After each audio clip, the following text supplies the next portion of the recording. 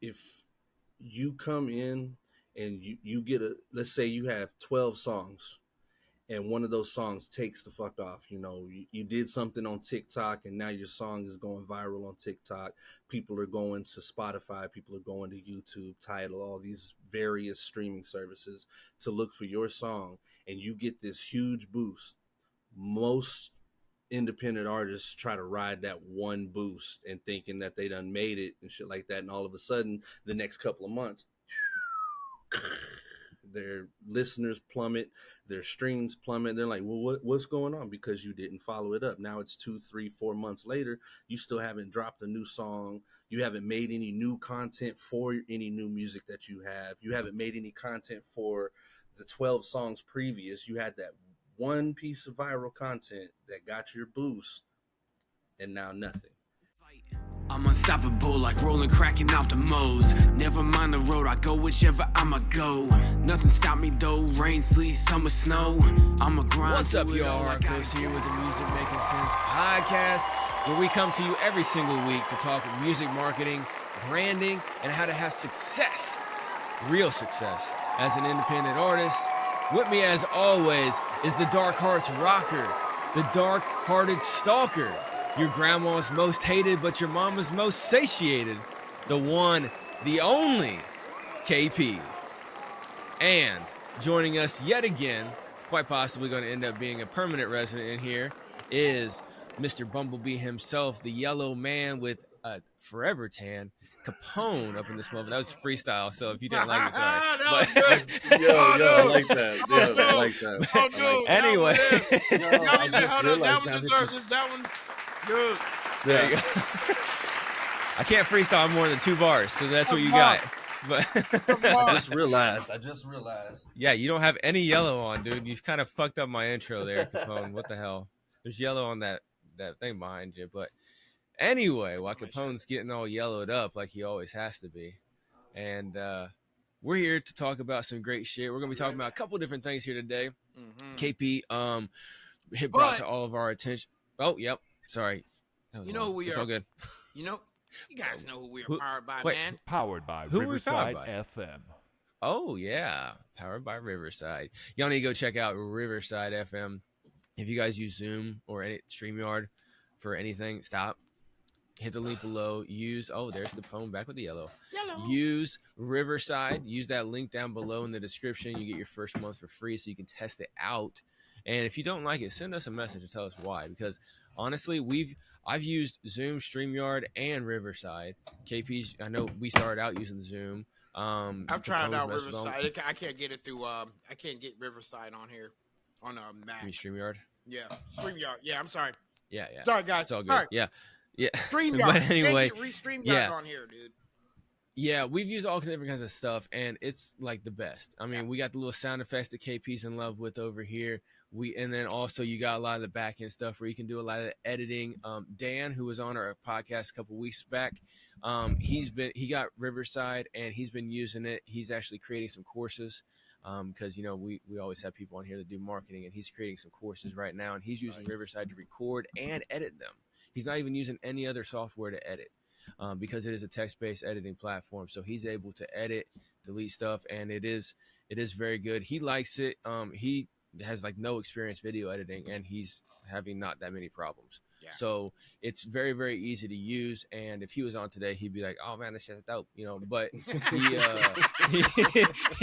I know he's gonna message me whenever, as soon as he hears that, because he listens to every episode. So as soon as he hears, I'm not even gonna tell him. As soon as he hears that, he's gonna be like, "You motherfucker!" But it's Alien Dan himself right there.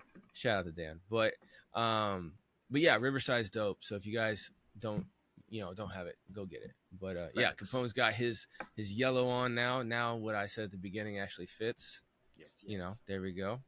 And but yeah, we're coming to talk to you about a couple different things. KP sent us a message here today from a brand man, aka No Labels Necessary video, called Ice Spice lost 39 million listeners. Here's what does it say? Here's why. And they went back and forth talking about some of the reasons that they thought why. One of them that I thought was interesting that I didn't think Sean went as far in depth on is the fact that she has not been as steady releasing music. So the thing is like she had previously had like 39 million listeners, and now she's down to only like 12 per month or whatever now. And it's like, well, she had that freshman pop, which Corey was talking about. Yep. And then she hasn't really been following it up as much as what she should. So Corey was saying she's like in a sophomore slump right now.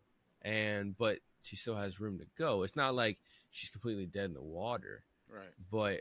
But that's kind of what I got from it too. And I was kind of looking at her catalog, and I'm like, she hadn't really put out. I mean, I'm not an Ice Spice fan, but like Capone is. But I he just flipped me off for those of y'all listening. But I just see like she's not really as popping as what she was because she's not pushing as hard. Facts. And I think that's one thing that a lot of indie artists fall victim to as well too. Right. Once they start making some noise, they don't have that follow-up after that already planned.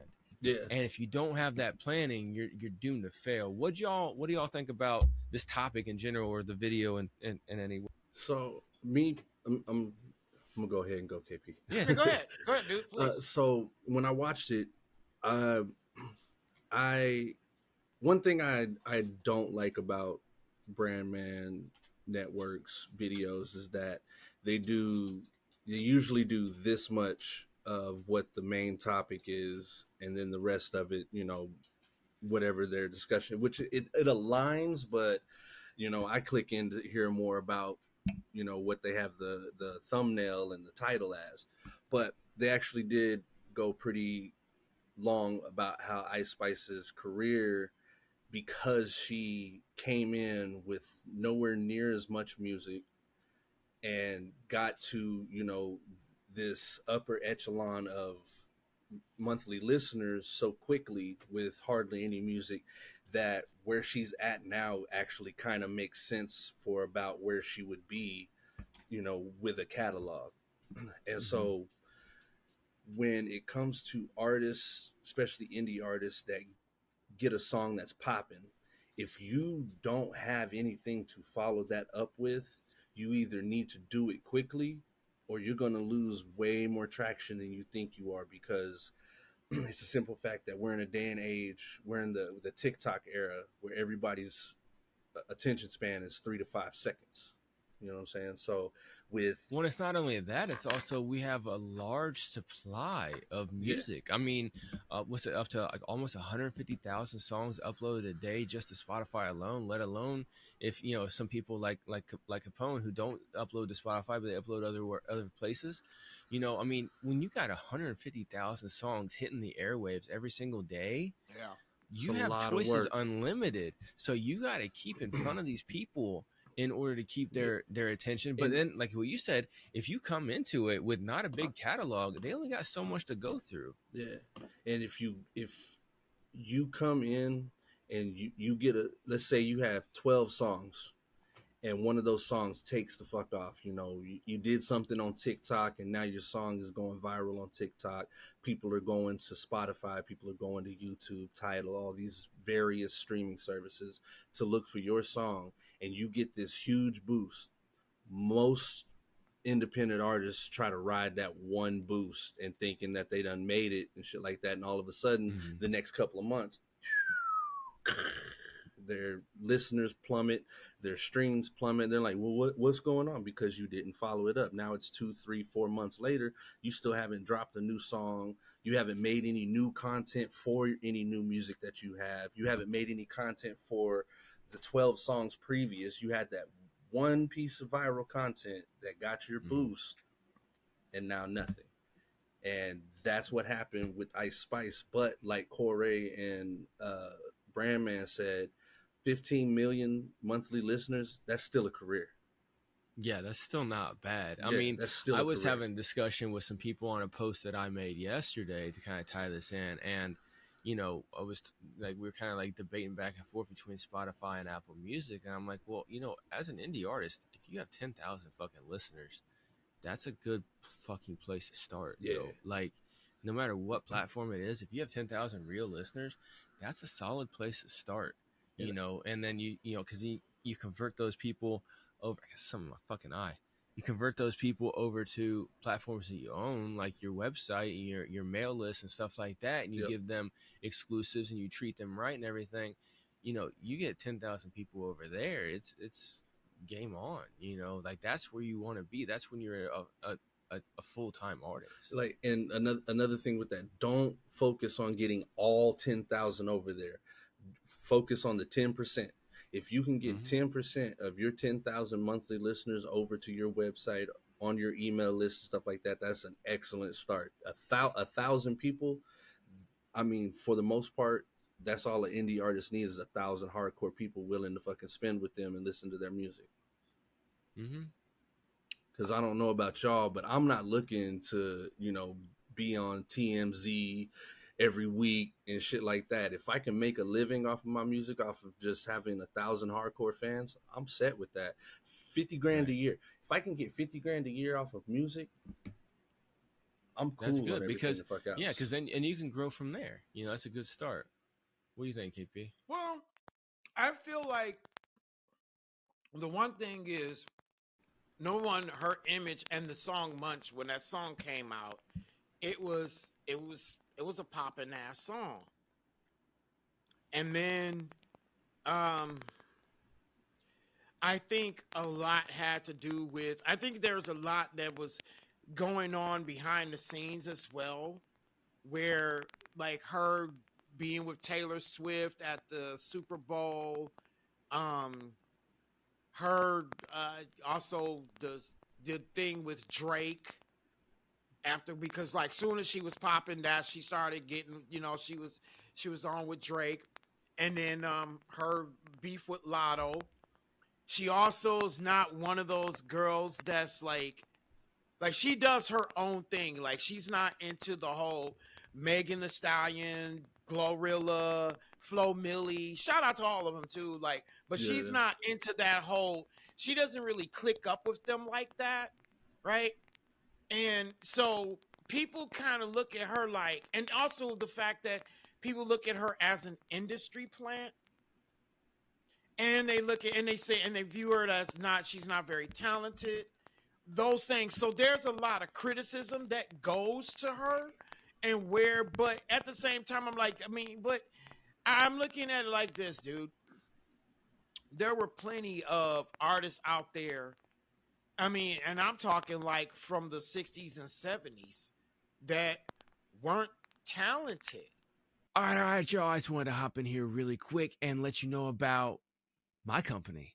I know a lot of times we're sitting here talking to you about all the different companies that rock with us here at Music Making Sense Podcast, but I just figured I'd hop in here really quick and let you know about my company and the services that I offer. Now, my company is called Apex Music System, and you can find that over at apexmusicsystem.com. You can find a full list of all the services that I offer over there in my company. If you're a podcaster or you have an online business or you're an artist, I can help you out with anything, all right? I got services such as website building, email marketing, video editing, social media management, ad management, creative content, strategy, consultations, and I can help you out no matter what your budget is. Now that's key right there. I got great prices, plus I have a wide variety of low, medium, and high tier services, so I can help you out no matter what your need is. So make sure you go check out my company over at apexmusicsystem.com. And, you know, like I tell you every time, make sure you let them know that I told you about my company right here on Music Making Sense Podcast, so I know that this ad's actually working. All right, I'm going to shut up so you can get back to the show. Right? I mean, like we can name. Away. Yeah. I mean, we can name tons of them. Hell, we can name the ones that were lip synced for during live performances. Girl, right? You know it's true. Okay.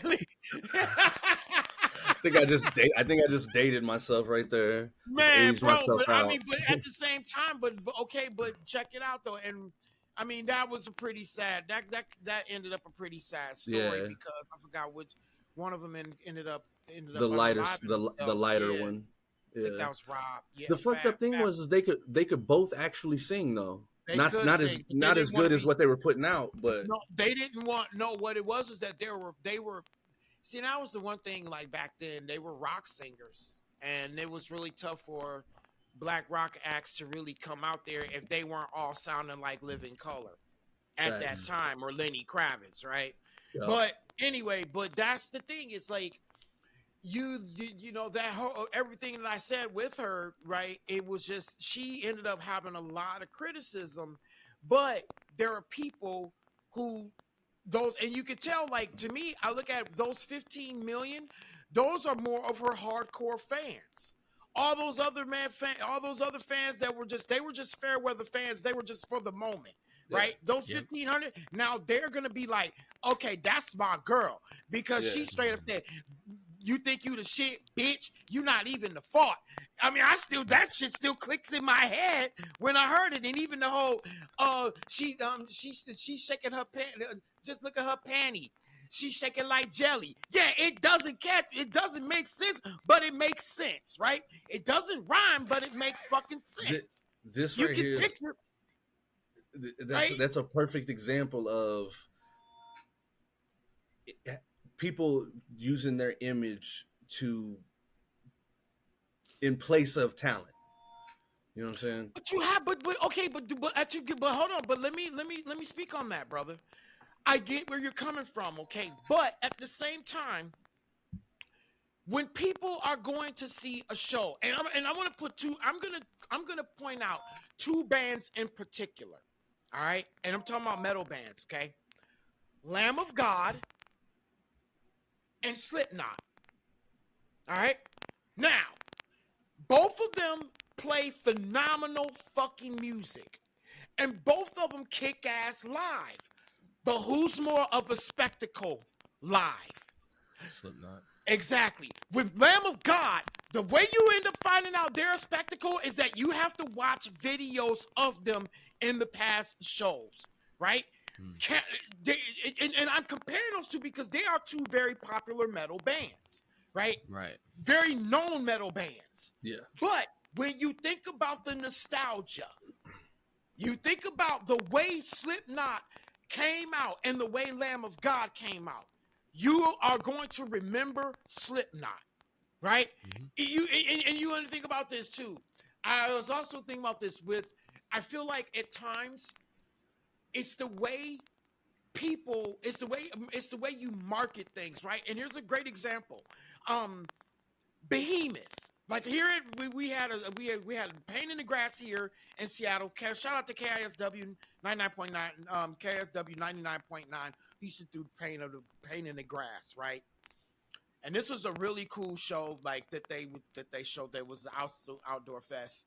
And I remember they put the band Behemoth on during the day.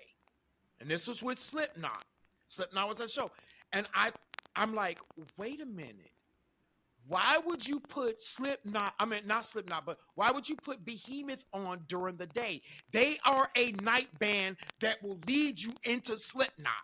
They should have been direct support. See, It's all about how you market, because number one, when you think about Behemoth, right? You're outdoors, you want the goddamn fire. You want the fucking flame. You want the goddamn dragons out. You want the devil up there hanging. You want Satan hanging out on a fucking rafter. You want that type of shit, especially at night, right? Because because Behemoth is that type of a band, right? Well, you can only see fire so well in the daytime. You see it much better at night. Yeah. Right. But my point is that they didn't even do that during the day. Like they just made Behemoth perform. And it was during the day, which I was just like, why? You should have put Volbeat's ass during the day, because they're a plain clothes type of band. Right? Yeah, and I love Volbeat, but I'm just saying they should have just put them during the time slot that they put Behemoth in. They should have put Volbeat there and let Behemoth be the direct support. Yeah. Right? Because it just matches with going with Slipknot. But that's my thing. Now, if you would have done Volbeat with Lamb of God, Lamb of God headline all motherfucking day. You understand what I'm saying? right? Because everybody's going to be hyped up for them. But you got your more plain clothes type of metal bands out there that, you know, your hardcore death metal, thrash, right? So you're going to attract to those people. So my point is this, guys. When it comes to Ice Spice, the one thing, and Ray Daniels did straight up say this, the 15 million fans that she got, the reason they're hardcore is because those are the fans that will dress up in some of those fans, I'm not going to say all of them, but I guarantee you, some of those fans this Halloween, we're going to be seeing them looking like Ice Spice. Oh, yeah. And I mean, it's with every good superstar has an image. You know what I'm saying? Whether it's T.I., King of the South, you know, used to slang drugs and shit like that. Same thing with Jeezy from there. And you go to Gwar, you know, that's a, you know, they were all about their fucking image. You knew it was Gwar when they came the fuck out on stage. You know, all the way to Tech Nine. You know what I'm saying? It's every good superstar, no matter what level they're on, has an image. Justin Timberlake has the wholesome, you know, country kid from Tennessee that can sing, you know, as good as most R&B singers. You know what I'm saying? He's got the vocal range for that, but he also has the clean cut white boy look.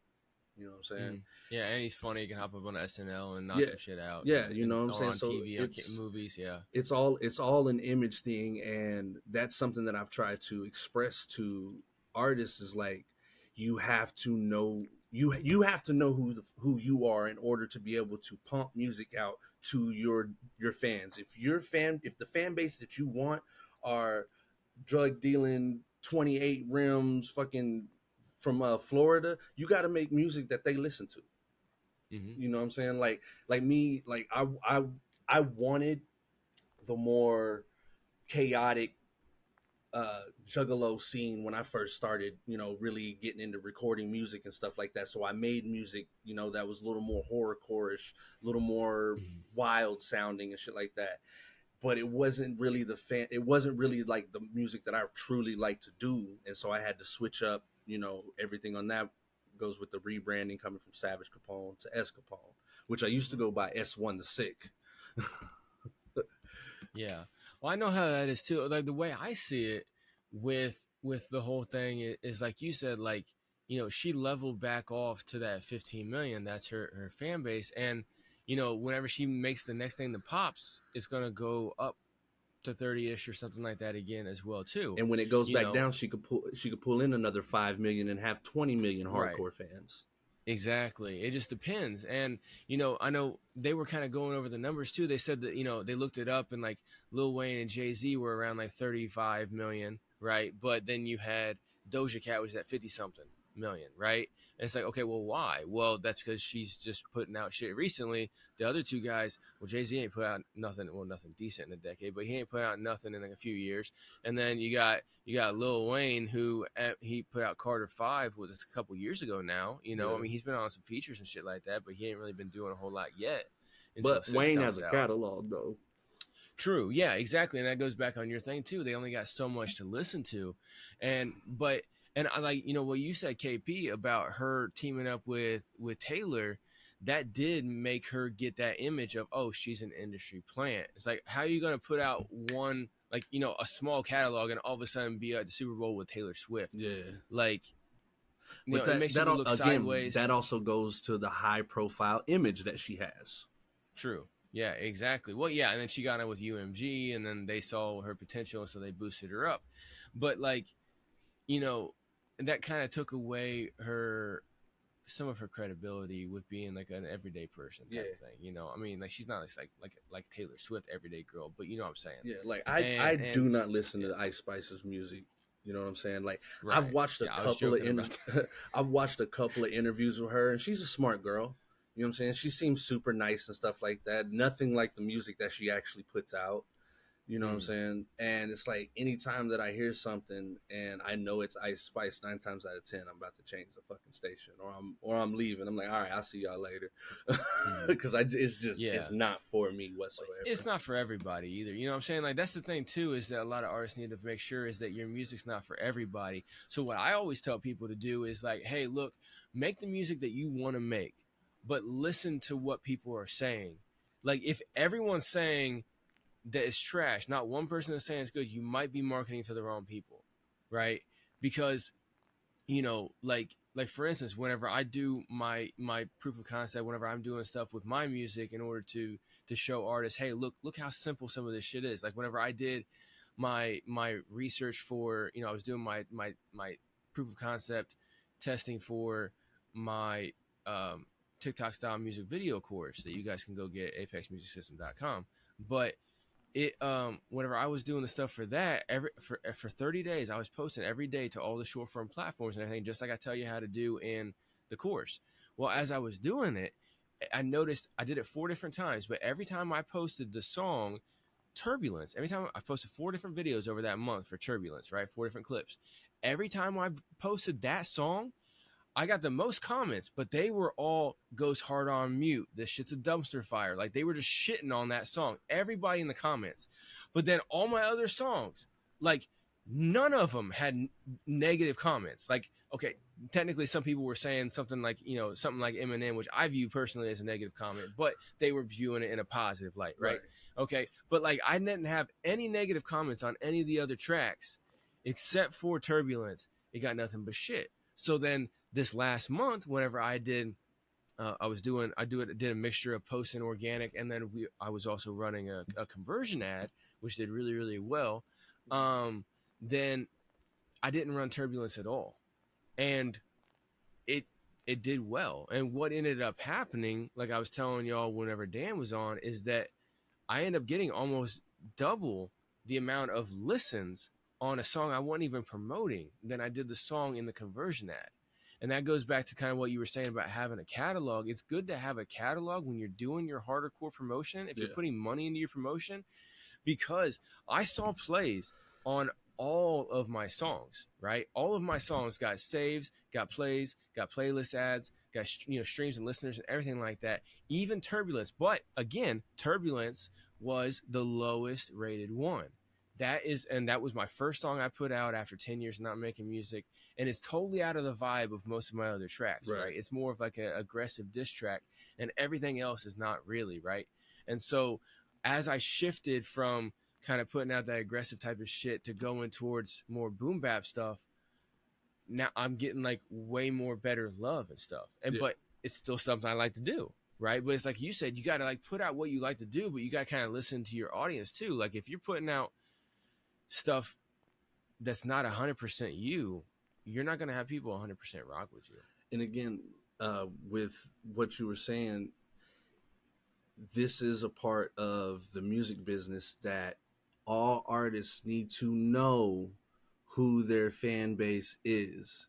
Because if you're doing trap style music, but you want the 18, 19-year-old kids that are out here listening to Russ and shit, it's not going to fucking work. If you think that your music, that thing about people, and it's just funny you guys are saying that, like, you just can't try to be so universal, man, and to where you got people making lazy comments, like, and that's the thing I was just thinking about with you, Harkos. I feel like a lot of times these, like, when they see, I think a lot of people, when they see a white rapper, they see a white hip hop artist, they automatically it's that lazy comparison. You know what I'm saying? They were doing it in a positive way. I just I get it because of my hatred for Eminem, time, right? But at the same time, it is a lazy comparison. Yeah. Because you know what I'm saying? It's like, because when you think about it, you look at what saddens me, and I feel like this happens when it comes to artists of color, especially artists of color in rock and metal, is that, you know, there's always the lazy comparison. Like I was saying, like every black rock out there in the 80s and 90s, you know, it was like you either had to sound like Lenny Kravitz and live in or live in color, right? So it's that lazy comparison, and that's where, when it comes to marketing, I think is so important for artists, and especially in this day and age, especially with all the songs that go out there, right? I feel like the one thing is, we were talking about, especially with image, I feel like it is so important, but at the same time, what do you do differently, or what I'm saying, what is it that you do uniquely sound wise as well? Yeah. Because I was watching this, it was a commercial that was going on, showing the performers of, it was an ad, but it was on YouTube. I was watching Sean and Corey, and it was the BET Awards red carpet, right? And I'm listening to the artists, and there's a trending sound.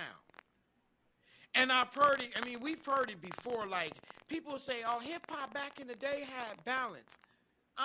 There was, when the West Coast came out with this sound, there was so repetitious. Almost every West Coast rapper was sounding like every other West Coast rapper. Yeah.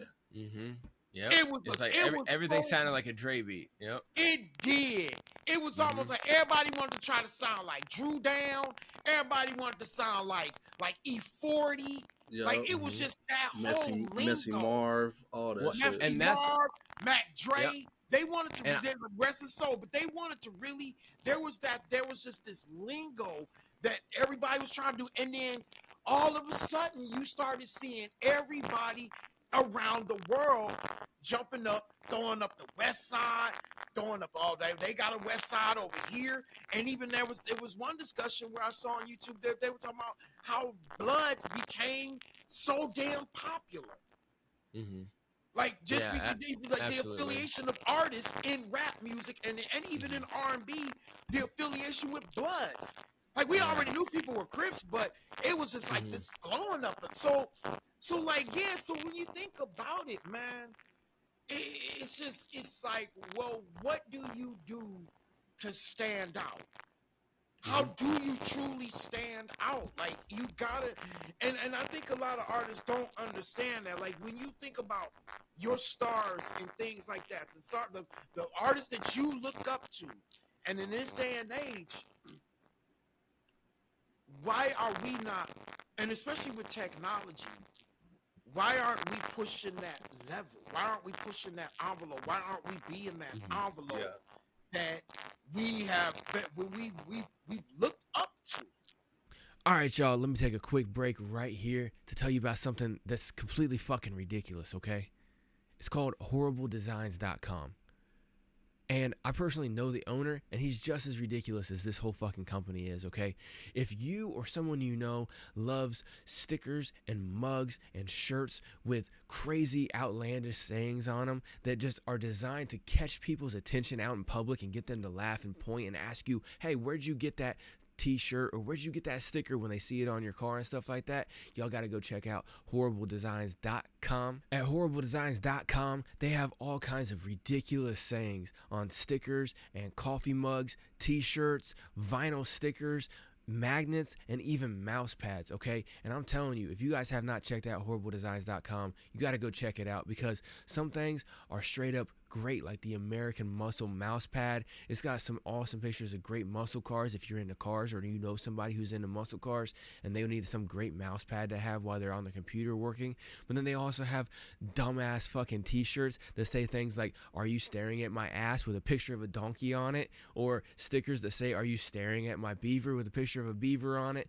Stuff like that, man. Completely ridiculous shirts and stickers, coffee mugs, everything like that. Anything that you could ever think about having just to get people's attention, make a statement out in public, and just completely be ridiculous, and to do it with some horrible designs at the exact same time. And like I said, I know the owner, so he hooked us up with a great deal where you can save right now by using the link below in the description. Whenever you go there and shop, you will not only support Music Making Sense podcast, but you also get a great deal on any and everything that you decide to purchase every time that you use that link right there in the description below. So make sure you go check that out right now, horribledesigns.com. Use the link below in order to get good savings. Go check it out. Buy some ridiculous shit for yourself or someone you know. All right, now let's get back to the show.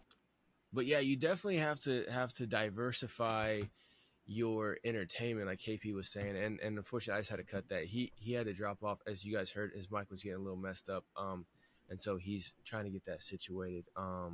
He's been having in and out issue today, unfortunately, with his microphone, so he's might have to get a new baby. But yeah, he made some really, really good points right in there as well, that, you know, you got to focus on your image. And that's one thing that KP really, really focuses on, not only just with his personal brand, as you guys have seen over the year that we've been doing this, but also whenever he's talking about, if you notice, whenever he goes and approaches something with his angles, a lot of it, he focuses on the marketing, but a lot of it's the visual marketing. How do you stand out? What is your image? What are you bringing and everything like that? Facts.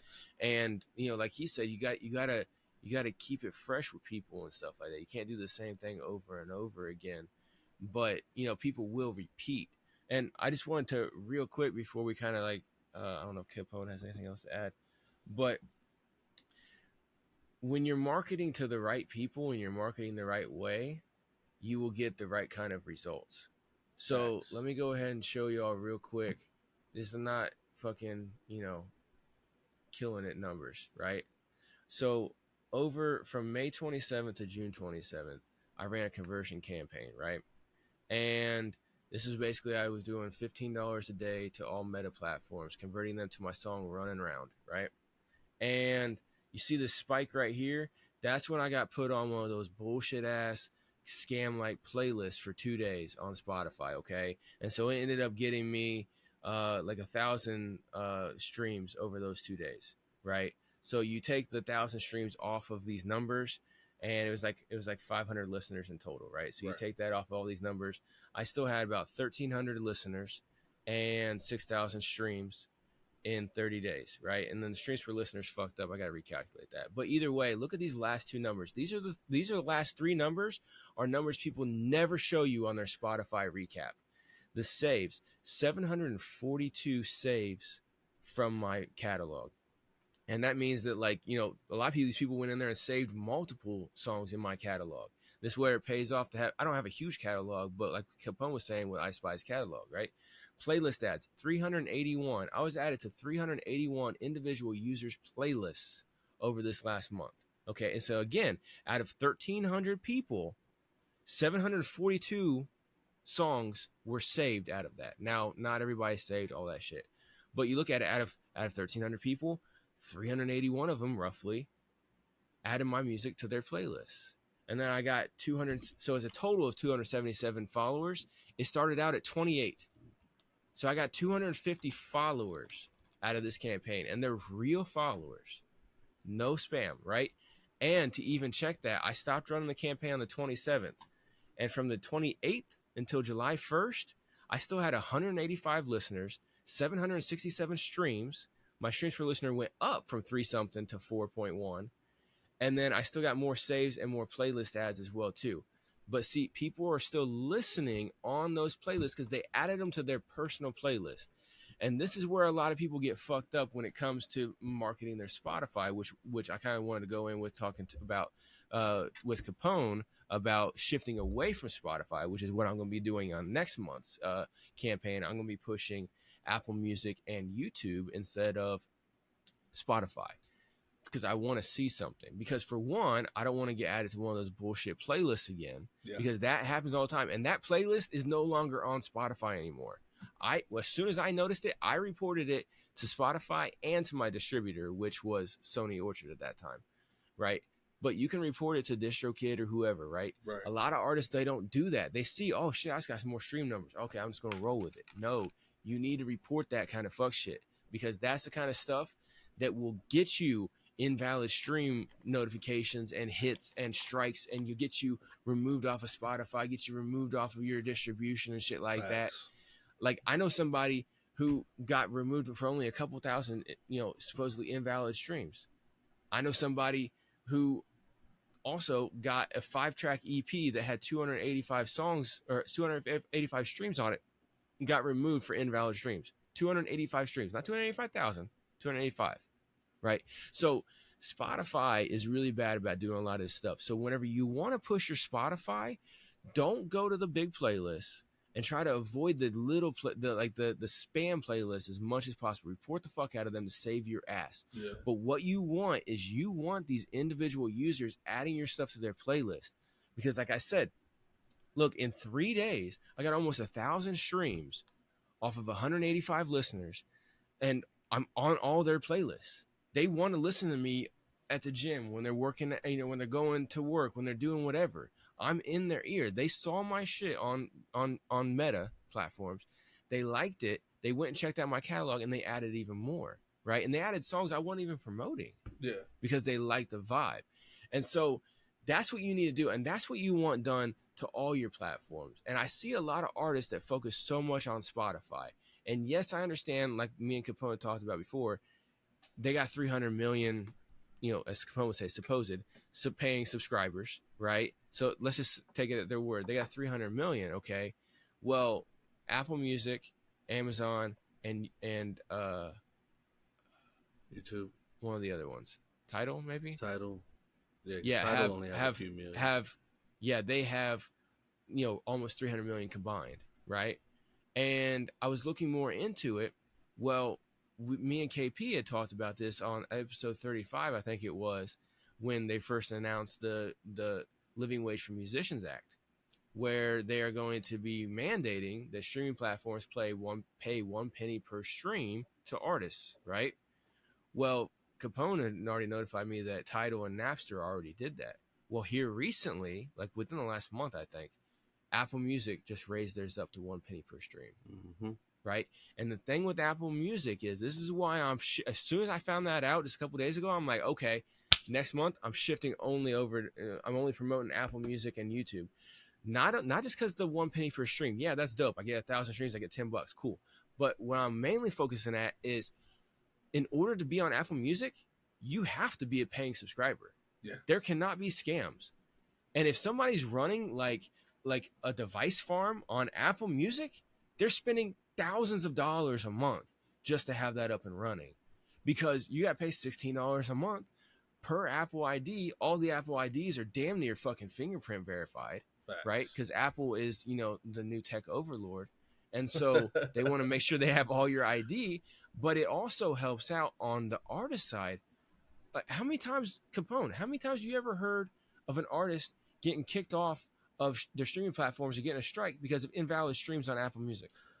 I have not heard of anybody getting kicked off of any platforms outside of Spotify unless their whole catalog was removed from everything by their distributor. Exactly. Same with me. I've never heard somebody say, I got a complaint of invalid streams from Apple Music to my distributor. It's always Spotify. And that's because you can set up 100 fucking free accounts. Facts. As many email addresses as you can set up an account. And you can set that up through any device. It doesn't matter. And, not everybody will go and subscribe to Apple Music, right? A lot of people that don't have Apple, they're not going to do it. Facts. But Apple Music has 92 million subscribers. And as of May of 2024, they have added 4 million subscribers just this year, 2024. In the first half of 2024, they added 4 million new paying subscribers. So if they continue that, they will add a total of 8 million new subscribers just in 2024. That would bring them up to 96 million. And like we said a little bit ago, you get 10,000 of that 96 million, you're good. Facts. You're good. And you know how many people have iPhones that listen to hip hop? If you're into hip hop, if you're into metal, you know how many people, like half of the population with a cell phone has an iPhone. It's about 50-50 between iPhone and Android. Yeah. Roughly. You know what I'm saying? So you got plenty of fucking people. that have the opportunity to subscribe. And with 300 million active monthly listeners on Spotify, let's say free accounts, because obviously there's going to be more free accounts than there are paid accounts. Let's say, right, we'll go 2/3 of their 300 million. So supposedly that number is the paying subscribers. Let me look that up real quick. Yeah. Go ahead. So let's say 200 million of those are free accounts. Now, how many of those free accounts also have, you know, Tidal or Apple Music or listen to music on YouTube? You know, like, so in my head, me not putting my music on Spotify, sure, I'm missing a big chunk of an audience, but I'm okay with that because of how Spotify has been doing music artists, how Spotify has been running their platform. They've had plenty of profitable quarters, but up until recently have never had a profitable year. You know what I'm saying? And yet they're still able to pay Joe Rogan $250 million to keep his podcast while simultaneously not paying Obama artists a lot too. They pay Obama and Bruce Springsteen like tens of millions of dollars. You see what I mean? And it's like, people, for the most part, the majority of people that listen to Spotify for music. I don't give a fuck what anybody's got to say. Amount, yeah. They listen to Spotify for music. So the fact that your biggest audience is music listeners and you're still giving these crumbs, you know what I'm saying? I don't feel bad for not having my music on there. I don't feel like I'm losing out on anything because... Well, exactly. And well, if you think about it like this, okay? So one second here. So I looked up a few numbers here, okay? So Spotify, I looked up the numbers. It says Spotify had, in 2023, they had 236 million premium subscribers. Okay, so that's a paying one, okay? So then I was like, okay, well, let me see. What's YouTube's user count? Just YouTube in general, right? 2.7 billion. Yeah. Okay. That's a little bit more. Okay, just a little bit. And then, so I was like, okay, well, how about YouTube Music, right? Their music portion of it. You want to make a guess how many subscribers? It wasn't in the billions, but how many active users were on YouTube Music? This is as of 439 million. So as of December 31st, 2022, 786.37 million active users on YouTube Music. The number of users was there's no new. Well, hold on, let me. And I guarantee you, the majority of them. Or, well, I would say about half of them are paying subscribers to YouTube because it when you pay for YouTube Premium, you get YouTube Music is automatically no ads. Right. So that's two for one. It says at the end of 2023, they had 868.4 million users on YouTube Music. Okay. So that right there is almost 3 times. Actually, it's over 3 times. That's almost 4 times. What Spotify has. So if you just push people to your YouTube Music, aka your YouTube, it's the same thing. If they don't have YouTube Music, it sends them to YouTube, right? Yeah. So if you just push people to your YouTube, you have a much larger base to listen. And if you push people to your YouTube and your Apple Music, you have much higher, or your base for that as well too. Or your YouTube and your Tidal, your YouTube and your Napster, whatever have you. Those if Apple just boosted their payments up to a penny per stream, then YouTube's going to be close behind. Yeah, because look at it like right this. now they're at 0.008 cents per stream, which Spotify is between 0.003 and 0.005. So YouTube Music pays almost double, roughly double what Spotify does, and it has 4 times the fucking user base. So why are you still trying to run it up on Spotify? Spotify's not the most popular. YouTube and all these other streaming sites don't give them those pretty little charts and the cute little fuck you goddamn charts. Look what you did this month. Fuck you goddamn charts. No, like exactly. If you want all of that, there are tools that you can get to do that. TubeBuddy. TubeBuddy on Mhm. YouTube works for, Right. I do believe, YouTube Music and YouTube. It'll give you all your analytics on there. Chartmetric. Chartmetric will give you analytics on your top Mhm. 5 streaming platforms, including Spotify, Tidal, Yep. all that shit. I'm And like, yeah, you got to pay for it, but it'll be worth it if you're really, really about the numbers. You really want to dig in. But at the base level, you just go YouTube Studio and look at your numbers on your YouTube. I mean, or you go to your distributor. Your distributor will tell me how many stuff you're getting over there, right? And anytime that I look at artists, whenever I'm working with them, when I start working with them, I go and look through their numbers and stuff like that. Their Spotify is always like 90% of their streams. Like even in my management stuff with Empire and Sony distribution and shit like that, I'm looking in here on the back end. 90% of the streams, Spotify. Nobody pushes the other platforms. And I'm sitting here, I'm like, your artists bitch about not getting paid proper royalties, but then you still keep pushing Spotify and then crying about it when you can push Apple Music and make 10x off of the money, and you won't get fucked with these goddamn playlists of Wheel of Death that the DistroKid has. You don't have to worry about that kind of shit. You ain't got to worry about all that kind of shit. And even if you just get your music played on regular YouTube, they pay between 1 penny and 3 pennies per view. So for every 1,000 views on YouTube, you're getting between $10 and $30, right? So YouTube is already at a penny per stream because they got the ad base. So YouTube Music is going to be following here soon. Yeah. And my conspiracy theory mind, right? As soon as I saw that Apple Music was paying a penny per stream, was just changed here within the last couple of months, because it used to be 0.005 as of last year, if you remember right, something like that, 5 or 6. It was less than a penny. Now all of a sudden they pay a penny. My conspiracy theory mind is, Apple has more cash on hand than the United States government has.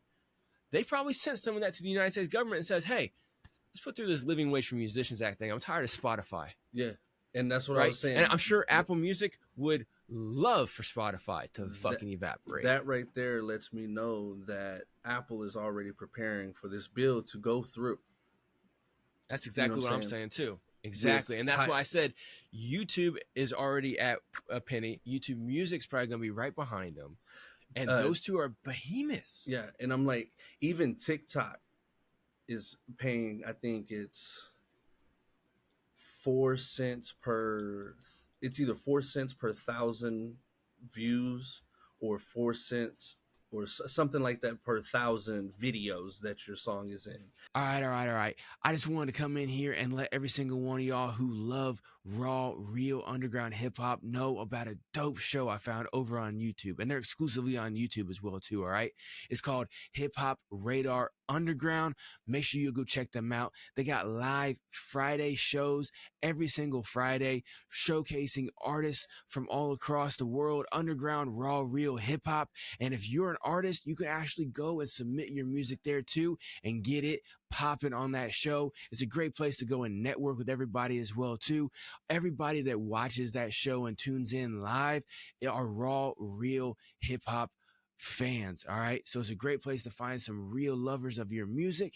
And like I said, if you love listening to dope new music, make sure you go check them out. They also offer artist spotlight interviews as well too. So if you're an artist, you want a spotlight, go ahead and hit them up over there.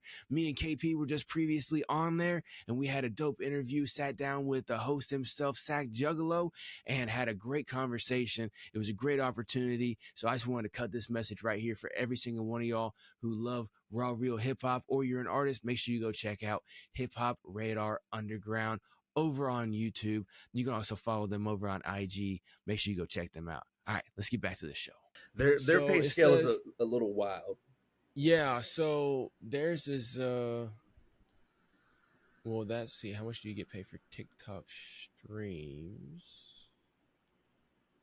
Yeah, and it's TikTok weird. just started their music streaming service as well. Correct, exactly. And so like some of this is kind of weird because like on a regular Google, you say TikTok stream. Here, let me type in music. There you go. Music. TikTok music stream payout. Okay, so it says TikTok pays approximately 3 cents for each new video that includes your song. God damn. This implies that you'd need 1,000 videos using your music to earn $30. Okay, but what about per stream? Per stream is saying approximately the same thing. And like you said, it's a little harder to does TikTok and like on your distributor, it'll show TikTok on there. Like even on Spotify or not Spotify, Sony, Empire, they calculate TikTok. So there's like two loss.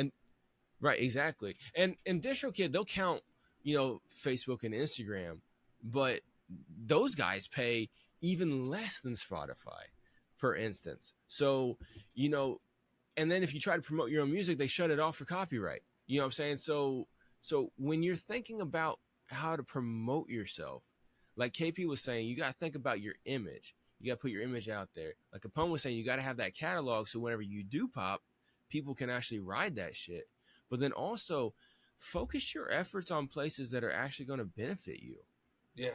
Like if you're going to be spending $5 a day or even $15 a day or anywhere in between for a conversion campaign to send people to your streaming platform of choice, why would you send it to Spotify when you're not going to get anywhere near the return? Like like I said, take away that 1,000 fraudulent streams. I got 6,000 streams in a month on Spotify. If I would have got that over on Apple Music, that would have been $60 instead of like $6. Okay, so I would have made I would have made a good amount of my money back. Plus have the longevity of the fans, because like I said, I actually targeted my shit properly and it hit people who actually gave a fuck about my shit, and I got fucking almost 1,000 fucking saves. Yeah. I got hundreds of fucking playlist ads to their individual playlists. So it's like for all my songs. If you're gonna put money into marketing your music and you're gonna pay for ads, to maximize, you need to split your ads up. You can use the same video for each platform, but at the end, put the Apple Music logo of one, put the Tidal logo of one, put the YouTube music of one, put the Spotify if that's what you want to do. But I'm going more and more away from Spotify, and I'm trying to get artists to do it as well too. Yeah. I mean, and we can go into that for a few minutes if you want to, Capone. Like, so a lot of the different things that Spotify does, you were telling me the other day about how like this new 1,000 stream rule. Let's go ahead and talk about that quick. So what's 1,000 stream? A lot of people are like, oh, well, if I just accumulate 1,000 streams in a whole year, I'll get paid at least for all of that, right? You would think so, right? With the new 1,000 stream cap that they have in order for artists to get paid. Oh, it's all cap. You have to have 1,000 streams on every song per year in order to start getting paid. That means once January of 2025 hits, you're going to have to get 1,000 new streams on all of your music in order to get paid. Every single song. Every single song. Whole catalog. Yep. And every within those 1,000 streams, it has to be 500 plus unique listeners. So it can't be the same 200-300 people listen to the song and now you got 1,000, you should be getting paid. No, it has to be 500 plus unique listeners. And let's say January 2025, you drop a new song, it gets 800 views that month. Well, February comes along and you get 200 views. Boom, you got your 1,000 views, right? You should be getting paid for 1,000 streams. No, you're only going to get paid for those 200 that led up to that 1,000 because it's the next month. What the fuck? Really? And if they increase to go up from 0.003 cents per stream up to a whole penny per stream, with those rules, nobody's getting paid. So, like, you got to think about it. Why were they instituting this new thing? They knew that law was coming, right? They knew that regulation was coming for the 1 penny per stream, the Living Wage for Musicians Act. Yep. They knew that was coming. So then that's why they put in their new regulation, right? Because they were making plenty of money. off of the ads and stuff like that, off of all not these free profiting, accounts, but making plenty of money. Exactly, not profiting, but they're making money. Because you got to think about it, with all these free accounts that people will set up device farms for, those guys are playing ads all day. And so whenever they're selling to their advertisers, they're like, look, they can sell more numbers to their advertisers. So that's why they didn't kick off the device farms. Yeah. That's why Spotify never kicked off Chad Focus. His people that he was working for got fucking pissed off at him trying to make his own way, and then they fucking threw him in jail, right? It wasn't Spotify that's like, oh, you're doing bad stuff. No, because Spotify, when you run up their ad listens, well, now they're like, hey, look, we can get you X amount of ad listens for this much money, so they can start making more money. And so they don't care if it's a fraudulent stream on your music, because that means it also is a fraudulent stream on their ad. But guess what? They make money off of it. Yeah. Because you pay to get in front of people with ads. You don't necessarily pay for conversions on Spotify. And so, in that video that KP wanted us to talk about with that, Brandman even did a commercial in the middle of it for Too Lost, right? Which is something I'm getting ready to check out. Capone's already been with them for a year. Brandman's been talking about them for like a year and a half-ish. They look really, really good. Okay. Time will tell, though, obviously, because DistroKid was dope when it first came out, right? But, he mentioned in there, like the whole thing was like, oh, Spotify discovery mode is how you actually get growing and stuff like that, right? And he was like, Spotify and to activate it with Spotify, you got to have all these certain metrics and stuff. But with Too Lost, you don't have to. It automatically, you can select to submit your music to Spotify discovery mode without having any of the threshold. And I'm just like, you know that Spotify discovery mode gets activated once your account is doing well, right? Like, why? How would Spotify discovery mode help somebody getting 10 listeners a month if they did get in it? Spotify has no fucking idea who their audience should be. So if Spotify activates my discovery mode from last month on my account, which I don't fuck with that much, I'm gonna tell you all straight up. I told you this a bunch. I love making music, but I focus more on helping artists and shit like that with all the different things that I do. I don't put a lot of effort into my music. Whenever I do campaigns like this, or like I did in February, it's for a purpose. It's for my courses to show artists, hey, look, this is what can happen, right? But if it got activated, they would know who would like my music, because they have 1,300 fucking people to pick from. And they have, oh, wait, look, 500 of them saved the shit out of his music. Okay, so these people and these type of people are going to be the people that we need to put in front of. But if you don't have shit going for you already with real legitimate listeners, not you getting your PS5 and your kid's Xbox and a tablet in the other room to stream your shit all day on a playlist, I'm talking about real listeners, then they will be able to actually put your shit in front of somebody and put it next in rotation. So don't quote me on this, but the only way that the only way that I see it working is because I submitted a Ride Out with Venom Stay Dripping. Y'all can catch that on all platforms. Right. Exactly. So I submitted it to Spotify discovery mode. Mm-hmm. I didn't get in. Lost. Yeah, through Too Lost. I didn't get in, mostly because it was the first song distributed on that account. Mm-hmm. My S Capone brand, this is the first song that is being distributed under that name. Now with Venom has a pretty hefty catalog, but neither one of us have the amount of traffic to our profiles that would consist that Spotify. And so the way I think it works is when you do have some consistent motion, it's more likely that Too Lost can get you on discovery mode. Because for those who don't understand what discovery mode is, let me break it down for you. Basically, Spotify, if you get discovery mode, Spotify puts your music to more listeners. It'll show your music to more listeners and stuff like that. But the flip side of that is they take 30% of whatever your streams make. But you don't have to pay nothing up front. So in my head, my business brain, it's a win-win. I don't have to pay. Go ahead and take that 30%. I'll take that 70%. You know what I'm saying? Because that is... You don't have to put anything into it. Yeah, and plus on top of that, being more visible in the age of what Gary Vee would call day trading attention. That's what you're looking for. Awesome. That's what you're fucking looking for, is to get in front of as many people as possible, because that's the only way that Spotify works for you.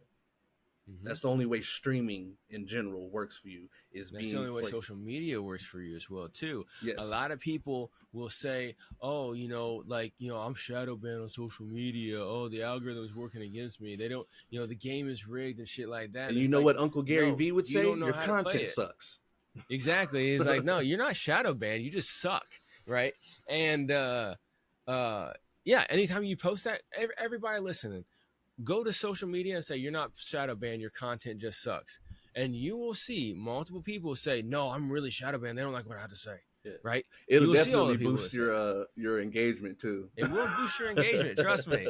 I did it before. After I heard him say that, I was like, "Oh, let me post that real quick and see what's up." Yeah. And I did that or whatever, and this one guy actually legitimately has gotten kicked off of his distributor for some of his lyrics in his music. They actually quoted some of the lyrics in his music when they did it. So, okay, I gave him a pass. He was correct. But everybody else, no. You can't be a tax time fucking, artist and only be putting out music and music videos around tax time, and then in November say that the algorithm's not working for you. It's like, no, motherfucker, you're not putting out shit. Nobody's even seen you make a comment in 2 months on social media. Facts. You know what? You got to stay active, and it's simple to stay active. You just have to develop a system, and you can do it for fucking free. Lord Jesus, Apex, there's that dirty fucking word again. Oh yeah, free. Okay, well, I mean, you can pay me as well too. I got other things to pay as well, but you can go to apexmusicsystem.com. So you can download the TikTok style music video course. There's an hour and a half worth of videos that show you exactly how you can do it for 100% for free. You just spend an hour and a half of your time recording, spend another couple hours editing your shit. Simple shit. You don't have to edit if you do one-shot, one-take videos. You just add some effects, put the words on the screen, make sure you line up the audio, save, clip it up into fucking 5 or 6 different clips. Boom. Now you're good. Just put it all out over the next 30 days. You're good. Facts. But see the thing is that, like you said, KP, a lot of y'all artists are broke, and that's fine. Broke can be fixed.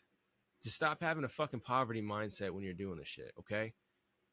When you put some time and effort into something, or even when you put some money into something, it's not a one-for-one. It's called an investment.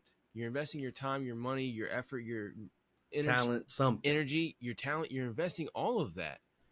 And so try to minimize doing it for as little as possible. Like, you have a cell phone. Use it to film.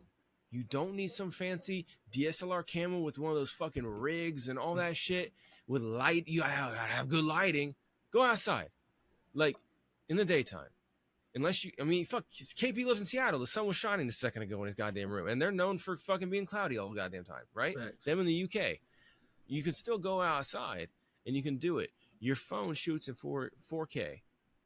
And even if you shot in 4K, a lot of people don't understand, YouTube compresses the shit to 720. So shooting in 4K, you're not going to see a difference. All right, y'all. I just wanted to hop in here again real quick. Yes, I know again, but you know what? We rock with a lot of people here, and a lot of people rock with us here at Music Making Sense Podcast. So I got to tell you about all these great people, all right? And this one right here, right now, is Mad K Studios, all right? Go check them out, madkstudios.com. Mad K is a dope artist, man. This guy can draw or paint almost anything, okay?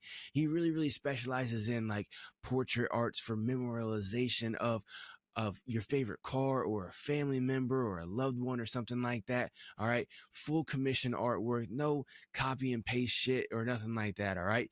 Custom designs. If you want it, make sure you go hit up madkstudios.com for your custom art piece. And you can even go check out some of the pieces that he's done for freelance and stuff like that. And you can also get it on a shirt. He's got coffee mugs and mouse pads and all kinds of other decorative pieces of artwork that you can go and check out as well too.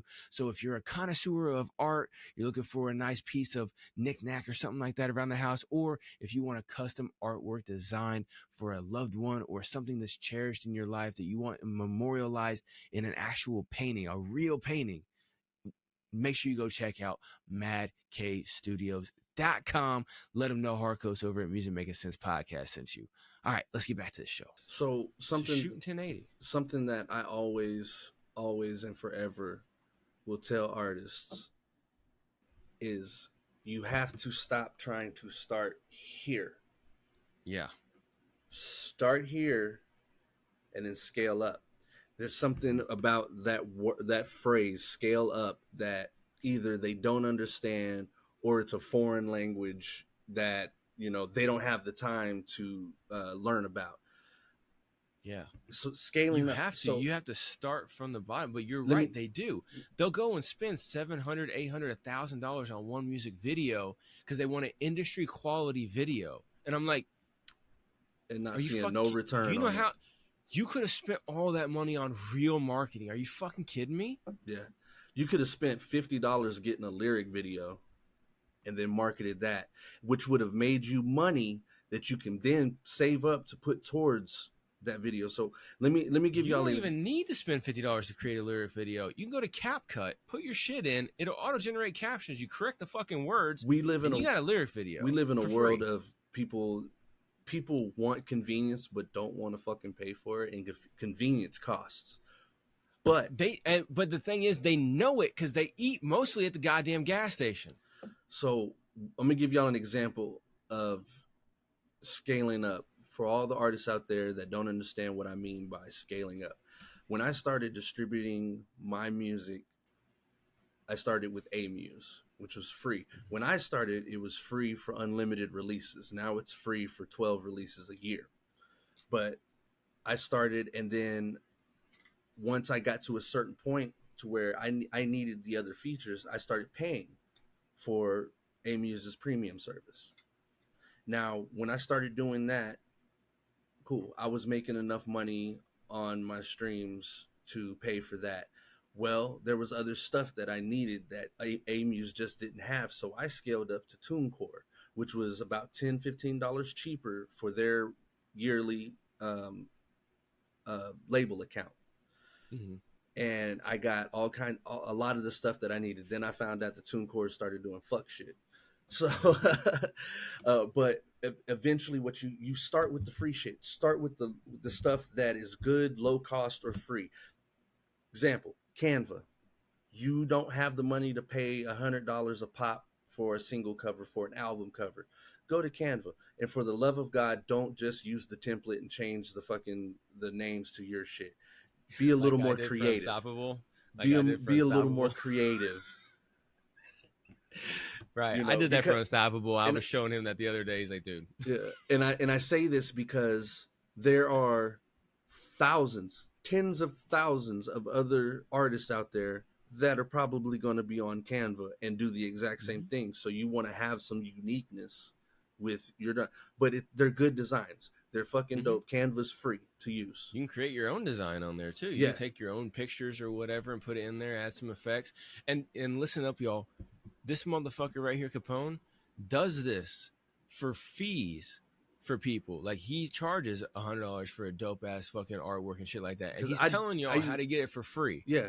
So he's taking money out of his pocket. I started out using GIMP, and then I scaled up to Photoshop. You know what I'm saying? Now for like quick little personal flyers and stuff like that, I use Canva because it's fast. You know what I'm saying? But if I need something detailed, if I want something more custom, more robust, I will go into Photoshop and work my magic.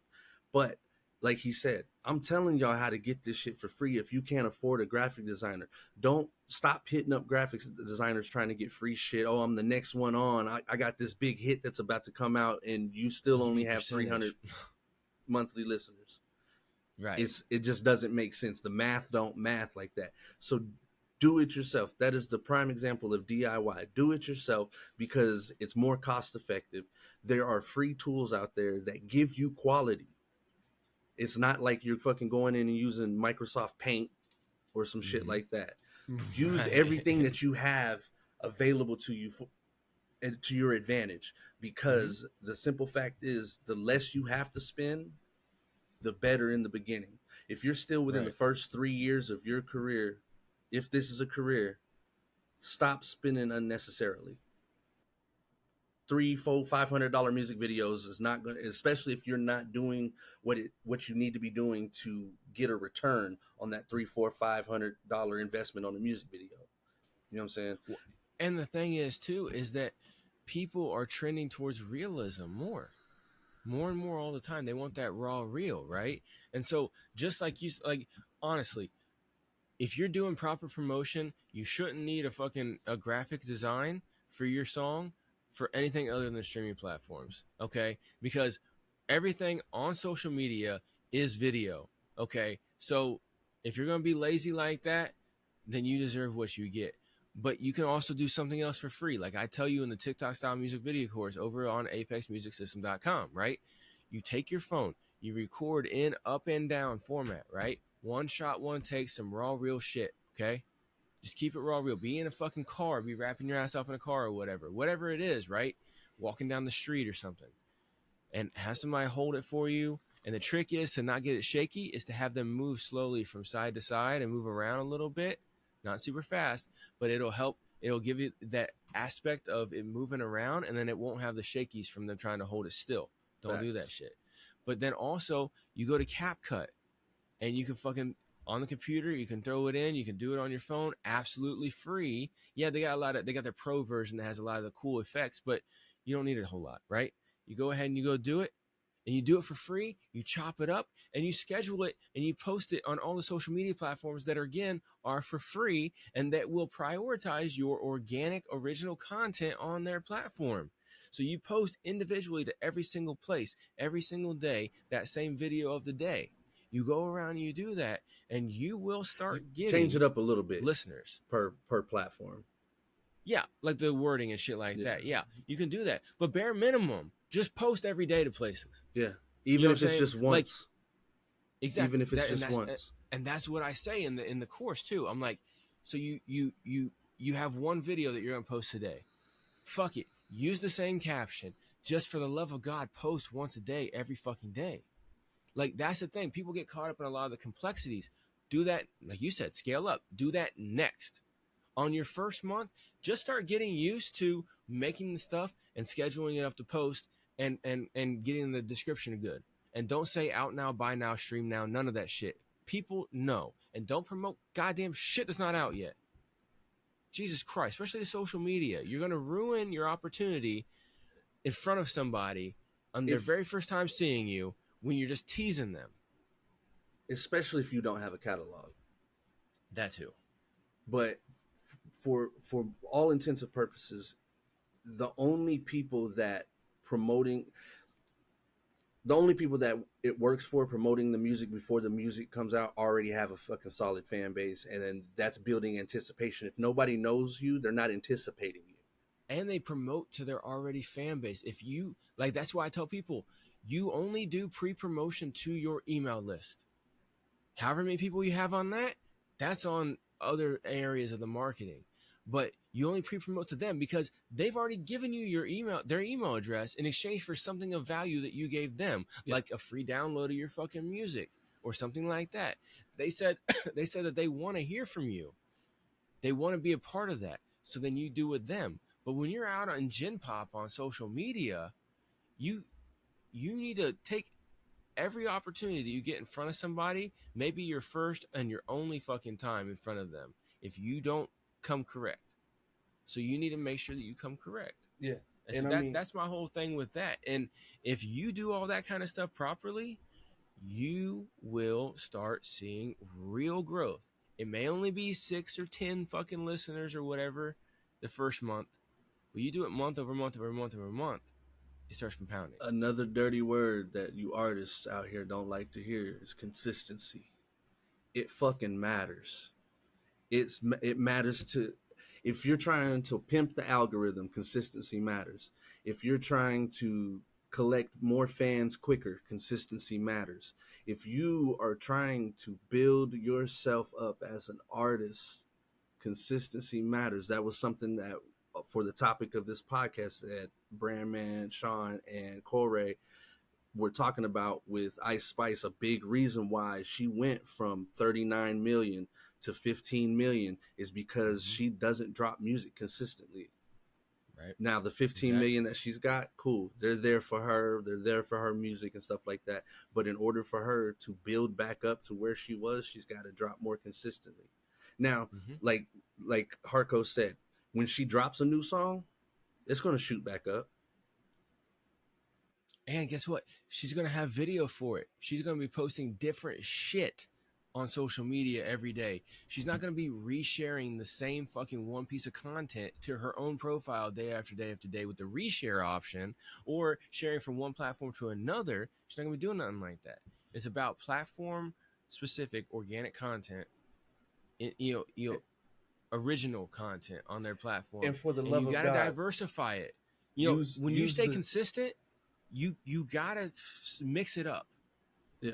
And for the love of God, use the platform specific tools, like the platform, unless you're using CapCut and it's already on there, it's kind of asinine to use their tools for this. But so let's say you've got a performance video, you used CapCut to put the lyrics up on the video for you, and you're about to post to Instagram. 2 things. Make sure you change the file name of that video, because Meta does recognize when it's a CapCut video by a generic file name.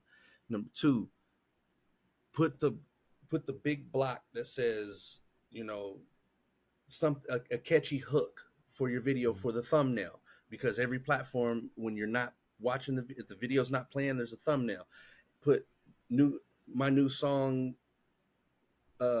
slap that bitch. Have you ever wanted to smack some hoe? And then make it to where when the video starts, it's only there for a split second, but still have that, because you need those hooks to draw people in to watch your video, that it's not automatically playing. If they're not already scrolling, if they're scrolling, looking at videos, they're not going to see that for the most part. Well, and the thing is too, is that CapCut's owned by ByteDance, which is the same company that owns TikTok. Okay. And the TikTokification of the internet has made it to where if you make all your shit for TikTok, and you use a different file, like he said, don't use the same exact file that has a TikTok watermark on it. Don't use any of that shit. Use a different file of the same thing on all the other platforms. Well, everybody is trying to get the attention in that TikTok style. So that's why I created the TikTok style music videos. Then that's what you got to do. So everything that we said here, me and Capo could go on for 5 hours, so we can't stop. But yeah, because me and him were on just a regular fucking call about something real quick for 3 hours the other day. So it was wild. Yeah, that's how me and him get. But yeah, absolutely. Everything that we brought to you here today, definitely take it in. Listen a couple times if you need to, because there's a lot of information that we covered here today with the Ice Spice situation. KP was talking about the different dynamics within your visual. Me and Capone were talking about the different marketing elements whenever you're promoting your music, and the video element and all that kind of stuff. Make sure you take into consideration everything we said. Go and fact check us. Go in and test and see, hey, did that work? Did that not work? And by all means, let us know. Let us know if we're wrong on anything, because we're not too big. We're not too big of ourselves to admit when we're wrong. So please, by all means, and you know what? When you do that as well too, don't get shitty whenever we say, okay, so what did you do? Because I had somebody tell me one time, I said, yo, I'm running a conversion campaign. It's doing great. And they're like, oh, man, that shit's a scam. I tried running it a couple of times and shit didn't work. I'm like, well, what did you do? I'm like, oh, well, they couldn't really explain. So I started asking them questions. I'm like, oh, well, did you do this? They're like, well, no, I didn't know you needed to do that. And so you didn't run a conversion campaign. They went and tried it. And guess what they started doing? Converting. Yeah, you didn't run a conversion campaign. You ran a campaign to drop some money in Facebook's pocket.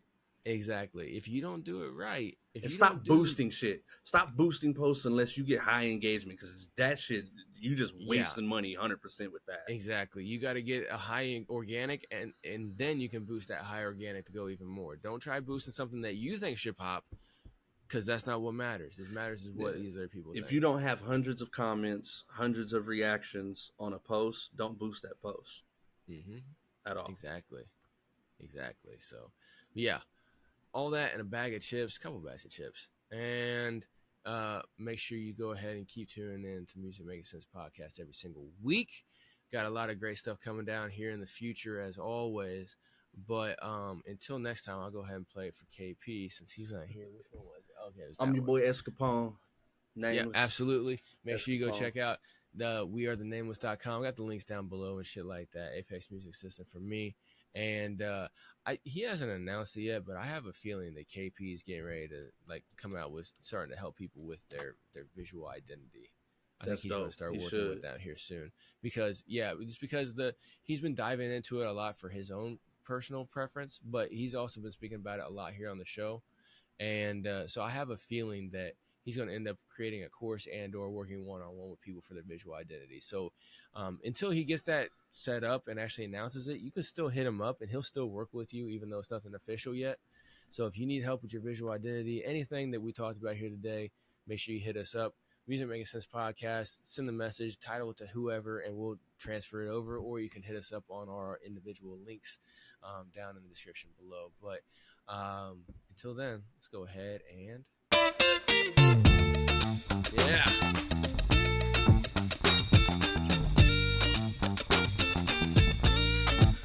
there you go. You got the mask. Yeah, you got to turn it on.